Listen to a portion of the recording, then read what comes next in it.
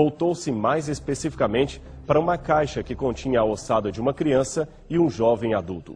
Do lado de fora estava o nome aramaico Yohanan, que muito provavelmente se referia ao mais velho dos esqueletos. O mais interessante, porém, é que a ossada do adulto possuía um cravo atravessando os calcanhares.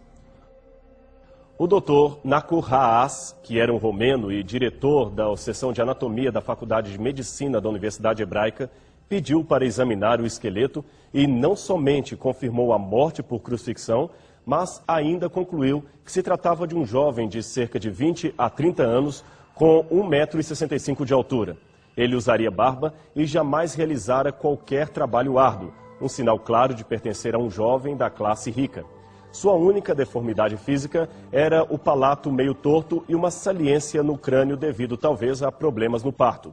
Esta é a primeira e única ossada inteira que temos de um homem que morreu crucificado. Há outras, mas com ossos muito fragmentados. Através dela, através do achado de Yohanan, reconstituiu-se provavelmente a forma como Jesus deveria ter morrido. Esta é a reconstrução oferecida pelo Dr. Haas e que é aceita por muitos como sendo aquela em que Jesus fora crucificado. Note que, ao contrário da visão popular, o condenado ficava nu e assentado com uma das nádegas apoiadas sobre um banquinho chamado sedícula. Os cravos geralmente eram pregados no antebraço entre o rádio e o cúbico. A Bíblia, no entanto, diz que os pregos de Jesus foram fixados através das mãos. E alguns entendem que assim poderia ser, pois o peso do corpo se sustentava na sedícula e não nas mãos do condenado. Não havia, portanto, espaço para rasgar o corpo. Ele ficaria então com os braços estendidos em forma de V. A vítima ficava com os pulmões nesta posição bastante apertados e tinha que erguer-se sobre as pernas para poder respirar melhor. Isto provocava um sofrimento terrível, inclusive com dores no nervo ciático, mas não numa postura necessariamente mortal. A vítima poderia ficar dias agonizando desta forma sobre o madeiro. Por isto, de acordo com Marcos, capítulo 15, verso 44, Pilatos admirou-se de que Jesus houvesse morrido tão rapidamente num prazo de poucas horas.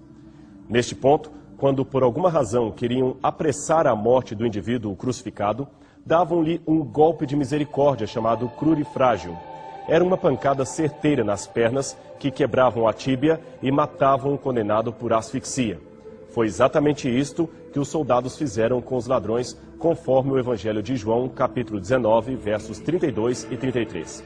Como Jesus já estava morto, não foi necessário quebrar-lhe as pernas. Segundo a história, milhares de pessoas já foram crucificadas no passado. Heródoto diz que Dario crucificou de uma só vez 3.000 babilônios. Tito Livio fala de 25 escravos crucificados por conspirarem contra Roma. Osório testemunhou a crucifixão e condenação de 450 homens na Primeira Guerra dos Escravos na Sicília. Após a morte de Espartacus, 6.000 escravos foram crucificados de uma só vez ao longo da Via Ápia. Adriano também crucificou mais de 2.000 judeus e ainda usou seus corpos como tochas noturnas para iluminar as estradas da Judéia. O que então teria feito a morte de Cristo diferente das dos outros crucificados? A resposta está em Hebreus capítulo 2, verso 9, que diz que Cristo provou a morte por toda a humanidade. Seu sacrifício não foi apenas um martírio, foi uma morte redentora. Ele morreu para nos dar a vida e a vida eterna. Folheie hoje mesmo a Bíblia e procure descobrir o significado especial da morte de Cristo, o significado especial da sua cruz. A sua vida certamente não será mais a mesma depois desta fantástica descoberta. Você encontrará o grande e reconfortante amor de Deus. E provavelmente poderá dizer, como no poema de Fanny Crosby, leva-me, Senhor, para mais perto da tua cruz.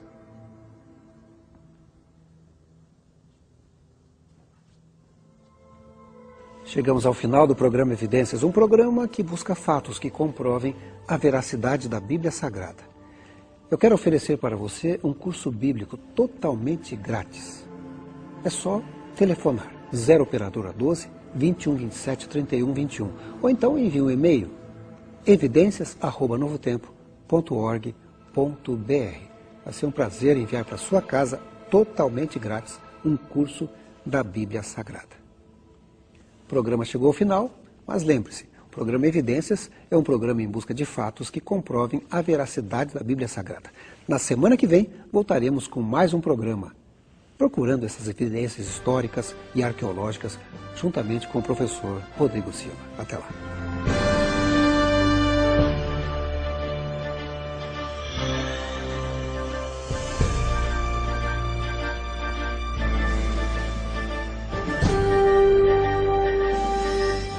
Este programa tem o apoio cultural do NASP, Centro Universitário Adventista de São Paulo, em parceria com a TV Novo Tempo.